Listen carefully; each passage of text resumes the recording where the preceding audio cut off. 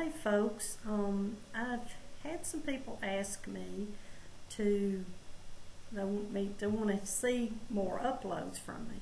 And I've only been doing maybe one a month uploads because my problem is not writing songs. I mean, I've probably written 500 songs, maybe 1,000, I don't know. My problem is performing them and getting the right feel for them, and you know, that takes time. You have to practice, and I haven't really been in the mood for that lately. I have so many songs uploaded anyway, so I thought, well, maybe I'll do a vlog instead, and I try to keep it music related. You know, sometimes I may do a vlog that's not music related, but most of the time I think I'll try to keep it in that format.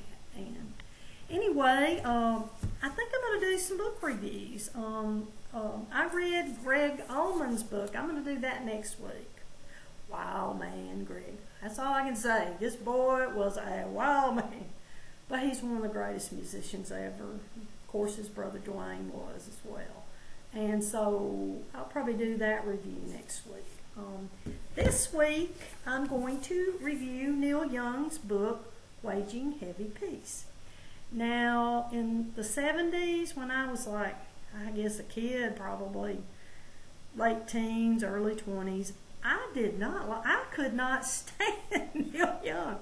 Yes, there I've said it. I didn't like his voice. I thought it was whiny. I couldn't connect with his music. I didn't understand it.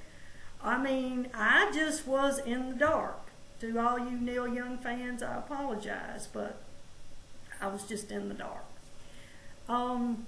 And several years back, I always loved the movie American Beauty, and I said, well, I want to hear Annie Lenox song, Don't Let It Bring You Down. I believe that's the title. And I went there to listen to it, thinking Annie Lenox had wrote it. And someone put, yeah, Neil Young wrote this song. I said, no way, Neil Young did not write that song. Well, I went and typed that in, Neil Young, the title. Sure enough, it pops up. It's his 1971 performance. I forget which venue, but for all you Neil Young fans, you know that's a killer performance. He's got a lot of good performances of it, but that one's so soul-filled, and it connects with the audience.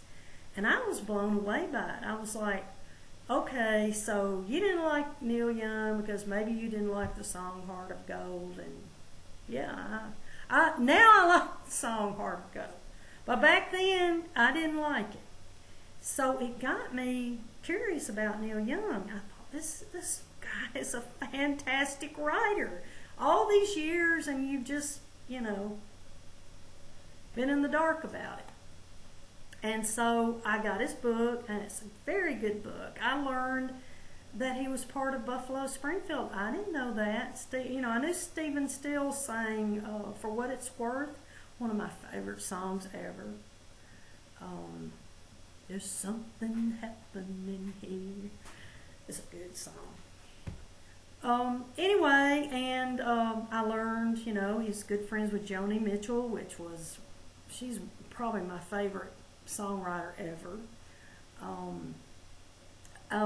The book, for you people who think in a linear fashion, it might be a little distracting because he kind of skips around. Like, he might talk about his childhood, you know, in the first chapter, and then talk about it again in the 25th. His book doesn't follow a linear order. He just talks in chapters, just anything that comes to his mind. So it can be, for some people, it might be a little bit, I don't want to use the word maddening, but it might. But once you get into the book, if you give yourself time to get into it, it's a fascinating book. I think it's great. It made me have such a profound respect for Neil Young because he's not a person that I would consider, I mean, I guess the word sell out, I don't like to use that word because I think all musicians want to make money off their music. Everybody you know, commercial success will feed your family, blah, blah, blah. But I think he's less of a sellout. He seems to follow March to his own drummer. He seems to make music more for the music, for himself, not for the commercial value of it. And he really cares about the music.